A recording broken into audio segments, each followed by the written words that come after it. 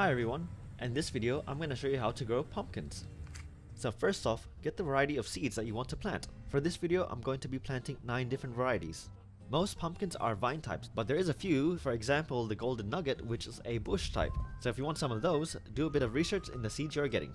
So we're going to be starting our seeds in small pots, so grab yourself some potting mix. What I like to add to my seedling soil mix is corn peat. Other fluffy materials you can add is also vermiculite and perlite. So cocoa coir or core peat is coconut shreddings compacted into a block. So we're gonna soak it up and wait for it to expand. Once you got that done, just break it up. For fertilizers, you want to use a balanced feed, which for me is rock mineral and phosphate. Make sure the products you are using are organic, which is more beneficial for the soil. So we've got our potting mix, our cocoa coir, and fertilizer, and just mix it all together.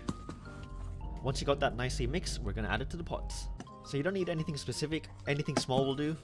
Just fill it up to the top. And once you got that done, we're going to be planting the seeds. And all you have to do is push down the seeds. You don't have to plant them too deep. We just need them under the soil. Just like that. Once you got that done, you want to label them if you have a lot of varieties. Labeling them is important, especially if you're planting both bush type and vine type. And where to plant the bush and vine I'll explain in a bit. Once you got that all done, give it a good soaking and your pumpkins should sprout in a week. Here are the pumpkins after 1 week. And after another week, the plants have developed their first few true leaves, which they are now ready for transplanting. So if you're planting in a pot or a garden bed, you want to prepare your soil with some new compost. So for your standard pumpkin, which is the vine type, we're going to be growing them in this garden bed, which will give them enough room to vine out into the yard. For the bush types, you can plant them in a pot or somewhere in a corner where they'll stay nice and compact. And for the fertilizer, we're going to go for the same mix, which is a balanced feed.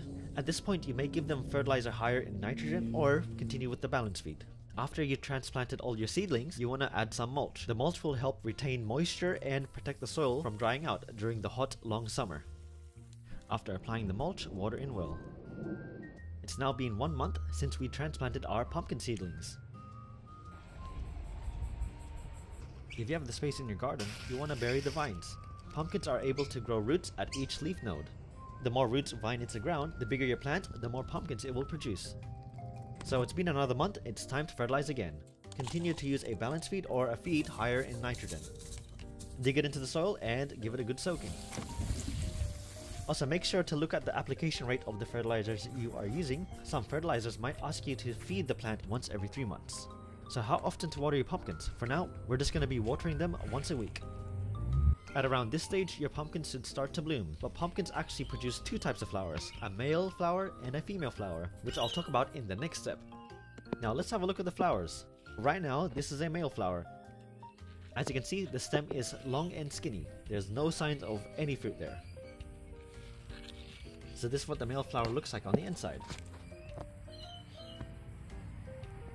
Now here is what a female flower looks like. As you can see, we have a baby fruit right behind the flower. The stem is shorter and wider than the male flower. Some male flowers can be short, but as you can see, there's no fruit behind them. So how to tell if your female flowers will be opening the next day? They're going to look larger with a yellow hue to them. And here we are the next day with the female flower nice and open. So we can see here the female flower looks different from the male flower.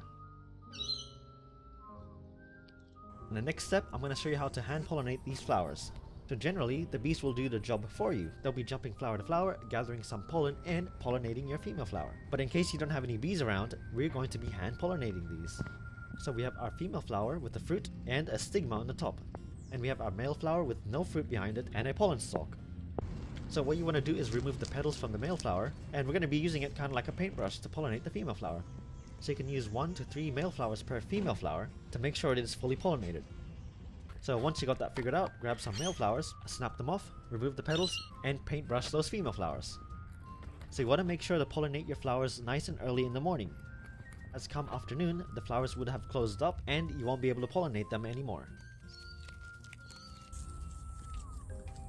In case there's forecasts of rain, here's a method you can do to prevent rain getting in the flowers. Here's what happens when your flowers get waterlogged. They won't be of any use to pollinate. So what I like to use is use a peg to close up the flowers. And once the rain has stopped, it's time to pollinate. If you still have rain scheduled, simply put back the peg to cover the flower. If you have frequent rainfall in your area, You want to elevate your pumpkins off the ground to prevent rotting. And in a week, your pumpkin fruits will start to develop. So at this stage, we can start watering our pumpkins every 3 to 4 days.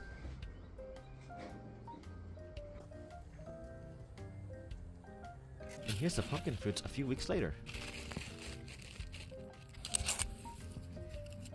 So if your plants develop the common powdery mildew due to a lot of rain, you could suppress them with fungicides. For me, I'm going to be using eco-friendly. It won't get rid of them completely, but we can at least slow down the growth. So once it starts to develop, you want to spray all the infected leaves and some of the young leaves, making sure they also get the underside.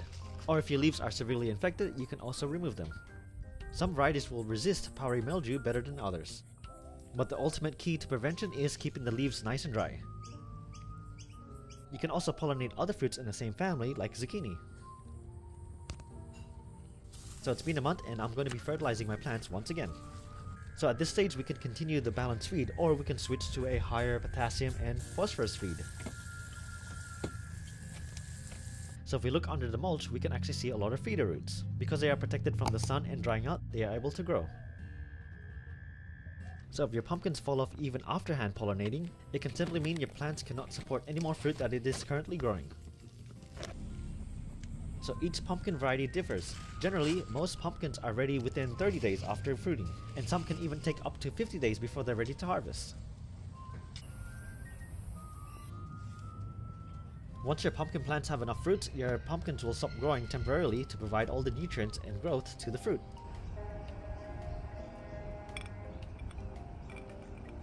Even with control, sometimes the powdery mildew just can't be stopped, so we're just going to be removing these leaves. Our pumpkins are nearing maturity. Now, how to tell if they're ready? If you aren't counting down their days, we're going to look at the first obvious sign, which is the color. Now, if your pumpkins are gray or green type, it'll be hard to tell. Some pumpkins might develop a shiny skin, some will develop a dull powdery skin. But if you still aren't sure if they're ready, we're going to go through a few tests. So the first test we're going to be doing is the fingernail test. What you want to do is push your fingernail in, not too much, but just enough to slightly puncture it. A ripe pumpkin will resist the puncture. Another sign is the knocking. If it sounds hard and hollow, that is ready to harvest. But for me, if I think they are ready, I'll give them an extra week or two, just to guarantee they are actually ready. So once your pumpkins are ready to harvest, you want to either cut it behind a node or just in front of it. You don't want to cut it too close to the stem, otherwise that will encourage bacteria and mold, resulting in your pumpkin rotting early. And here we are, we have the first set of pumpkins harvested. So if you do end up harvesting your pumpkins a little too early, it's okay, we can cure them. And after harvesting, we're going to be curing the pumpkins. Curing will ripen pumpkins that are not fully mature and also dry up any bruises and cuts. As you can see here, after 1 week of curing, the green is gone. So if your pumpkins are still in good condition after harvesting your first set of pumpkins, they're going to be producing more pumpkins for you to harvest. And perfect, another month has passed and we just harvested our pumpkins, so time to give them another balanced feed to encourage continuous growth. Continue to look after your plants so they stay nice and healthy and keep on producing smoothly. Here's some of the regrowth after harvesting the pumpkin and applying another feed. But at this stage, be careful of your watering, because if your pumpkins have lost a lot of leaves, you want to reduce the amount of watering. And after a while, you'll have another set of fruits to harvest. Continue feeding your pumpkins every month with balanced feed or a feed higher in potassium and phosphorus.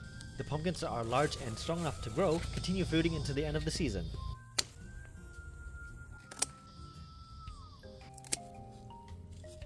At this stage late in the season, most of the grass has overtaken your pumpkins, but also, your pumpkins would have also overtaken your walkway. So the pumpkins have been growing a total of 9 months. As the season is cooling, we're going to be harvesting the last of the pumpkins. And if your pumpkin vines are already gone, you can still try to cure your really immature pumpkins and see if they will still ripen. And that's the end of the growing season, and also the end of this video. If it's your first time growing pumpkins or you're struggling to grow pumpkins, I hope this video has helped you out. But anyway, thanks for watching and I hope you enjoyed.